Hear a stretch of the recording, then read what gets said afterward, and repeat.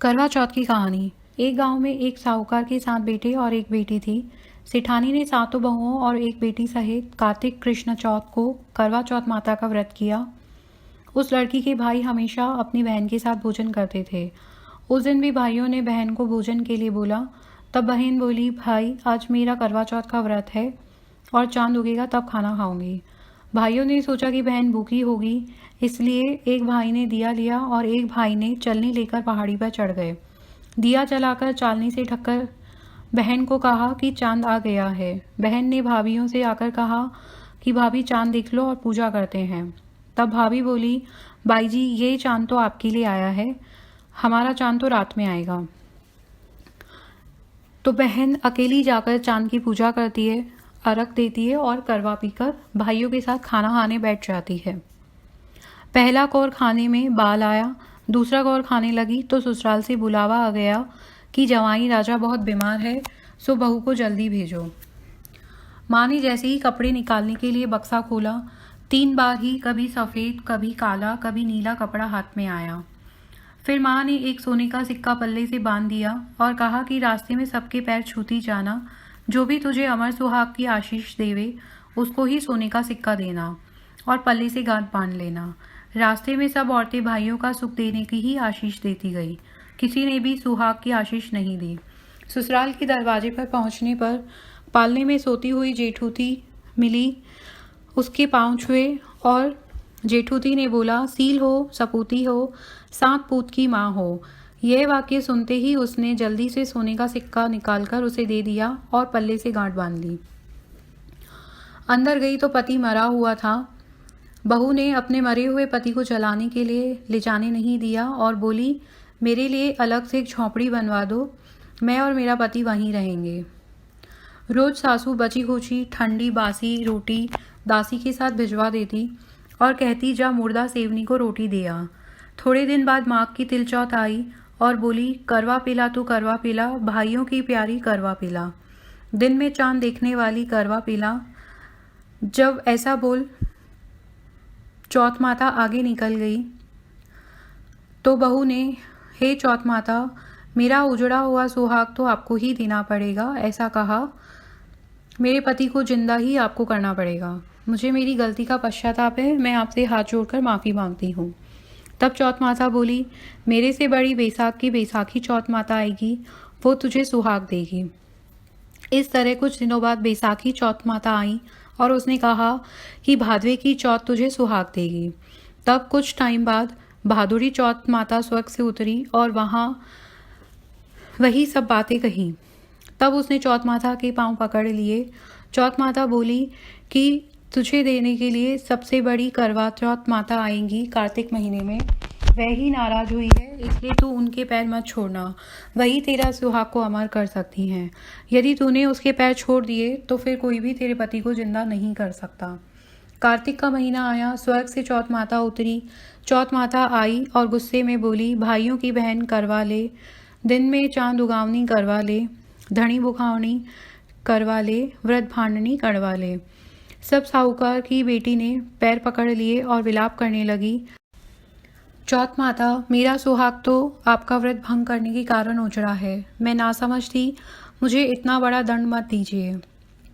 तब चौथ माता बोली, पापिनी, मेरे पैर क्यों पकड़ कर बैठी है, मेरा पैर छोड़ दे। तब वह बोली, मेरी बिगड़ी आपको ही बनानी है, मुझे सुहाग आपको ही देना पड़ेगा, क्योंकि आप सब चक्की माता हैं और सबकी इच्छा पूरी करने वाली दाता हैं।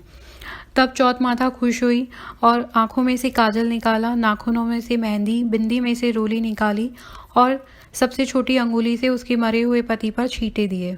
छींटे देते ही उसका पति बैठा हो गया और बोलने लगा, मुझे बहुत नींद आई। तब वह बोली कि 12 महीने हो गए हैं, मुझे तो चौथ माता ने सुहाग दिया है। तो उसका पति बोला, चौथ माता का विधि विधान से उचमन करते हैं। उधर ननन रोटी देने आई तो उसने 2 जने के बोलने की आवाज़ सुनी तो अपनी माँ को जाकर बोली कि भाभी तो पता नहीं किससे बातें कर रही है। तब सासू ने जाकर देखा कि बहू व बेटा दोनों जीम रहे हैं, वह चौपड़ पासा खेल रहे हैं। यह देखकर वह बहुत खुश हुई और पूछने लगी, यह कैसे हुआ। तो बहू बोली, यह सब मुझे मेरी चौथ माता ने दिया है और सासू जी के पाँव छुए। फिर सास ने अमर सुहाग की आशीष दी और बोली कि पूरे नगरवासियों को यह बात सच कैसे लगेगी। तब बहू बोली, यदि उल्टा करवा फेर देंगे तो यह वापस मर जाएंगे और सीधा करवा फेर देने से वापस जीवित हो जाएंगे। तब पूरे नगर में ढिंडोरा पिटवाया और सब देखने के लिए आए। उल्टा करवा फेरते ही उसका पति मर गया और जैसे ही सीधा करवा फेरा उसका पति फिर से जिंदा हो गया। दूर खड़े हुए पति पत्नी का गठबंधन जुड़ गया। यह सब चमत्कार देख चौथ माता को सब मानने लगे।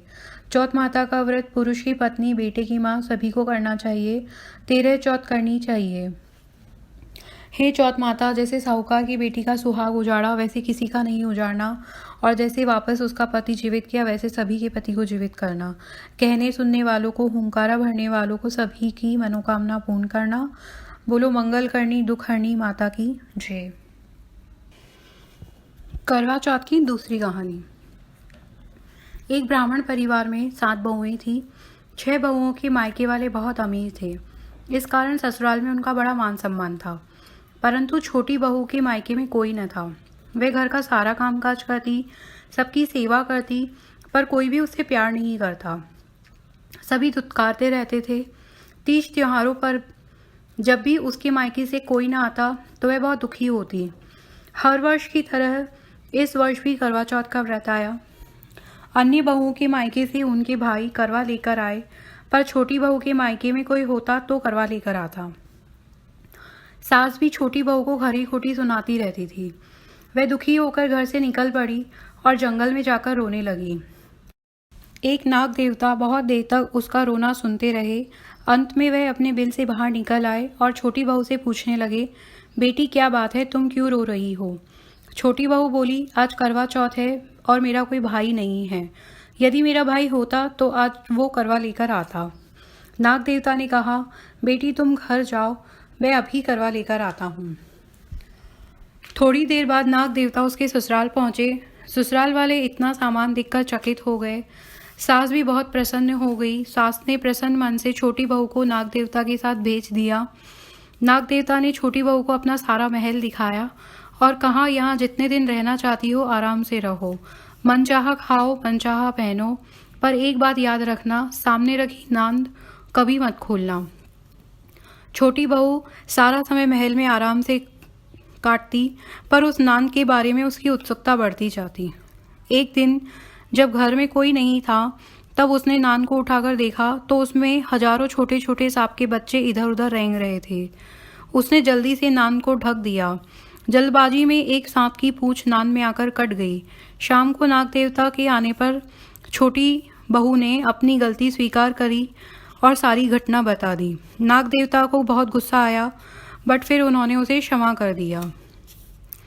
जब छोटी बहू ने ससुराल वापस जाने की इच्छा की तो उसे बहुत सारा धन दौलत आदि देकर विदा किया। इससे छोटी बहू की ससुराल में बहुत इज्जत होने लगी। उधर जिस सांप की पूंछ कटी थी उसे सभी बांडा कहकर तंग करते थे। एक दिन उसने अपनी माँ से पूछा कि मेरी पूंछ कैसे कटी। तब माँ ने उसे बताया कि छोटी बहू ने नान उठाने और जल्दबाजी में वापस से रखने पर तुम्हारी पूंछ कट गई। तो वह बोला कि मैं छोटी बहू से बदला जरूर लूँगा। माँ ने बहुत समझाया कि छोटी बहू की इसमें गलती नहीं है, यह जल्दबाजी में उससे हो गया, पर वह बांडा सांप नहीं माना और एक दिन चुपचाप छोटी बहू के घर में जाकर छुप गया। मौका पाकर उसने उसे काटने की सोची। तब वह छोटी बहू और उसकी सास किसी बात पर बहस कर रही थी। उसने वह बहस सुनी और उस बहस में छोटी बहू कह रही थी कि मुझे मेरे सबसे बड़े भैया ही प्यारे हैं, मैं उनकी कसम खाकर कहती हूँ कि मैंने ऐसा कुछ नहीं किया।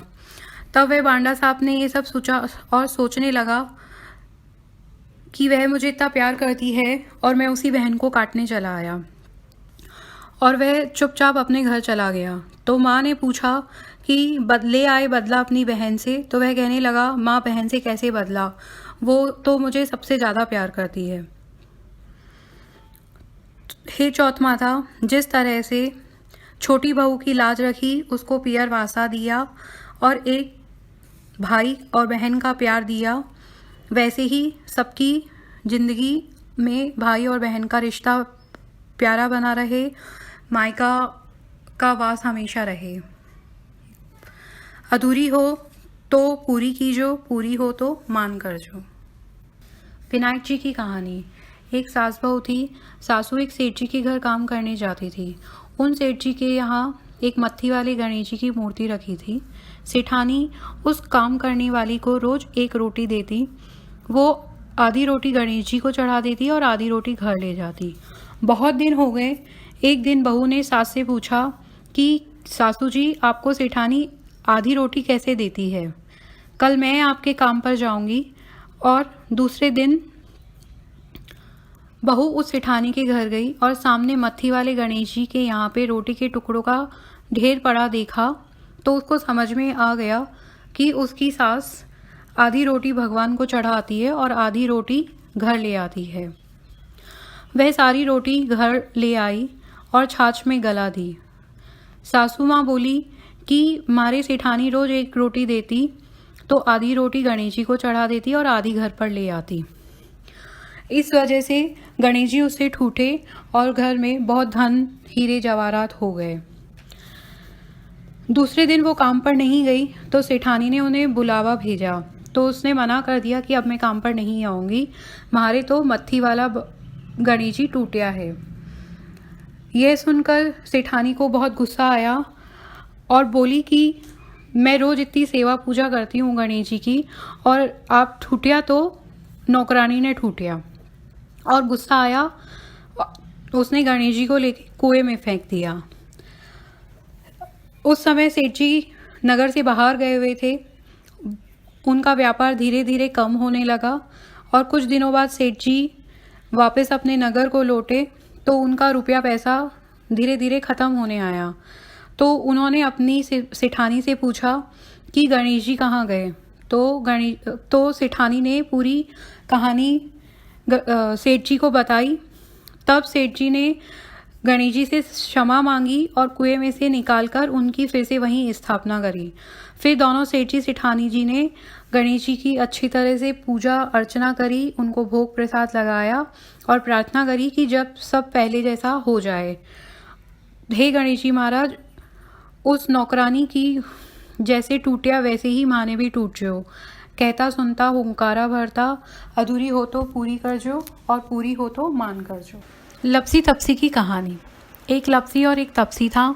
तपसी भगवान की तपस्या करता था और लपसी सवा सेर की लापसी बनाकर भगवान को भोग लगाकर खुद खा लेता था।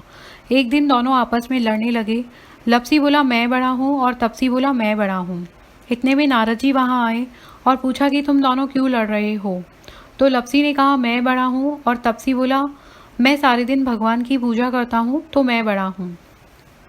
तब नारद जी ने कहा इसका फैसला मैं कल कर दूंगा।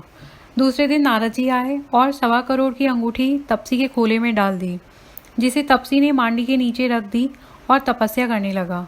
अगले दिन नारद जी फिर आए तो दोनों ने पूछा कि कौन बड़ा है। नारद जी ने तपसी से बोला मांडी उठा और उसके नीचे से 1.25 करोड़ की अंगूठी निकली। नारद जी ने बोला कि तपसी तुमने अंगूठी चुराई है, तेरी तपस्या भंग हुई है, इसलिए लपसी बड़ा है। तपसी ने नारद जी से पूछा कि मेरी तपस्या का फल कैसे मिलेगा। नारद जी बोले जो कहानी कहकर लपसी तपसी की कहानी नहीं कहेगा उसका फल तुझे हो जाएगा। रोटी बनाकर छोटा सा बाटिया नहीं बनाएगा, ननन को खाना खिलाए और नांदी को नहीं खिलाएगा, साड़ी देके कांचली नहीं देगा, उसका फल तुझे मिलेगा। दिया से दिया जलाएगा और पैर से पैर धोएगा, उसका भी फल तुझे मिलेगा। इतना कहकर नारद जी चले गए। जब से लपसी और तपसी की कहानी कहकर कहानी का फल लेते हैं और खोटी की खरी अधूरी को पूरी करते हैं।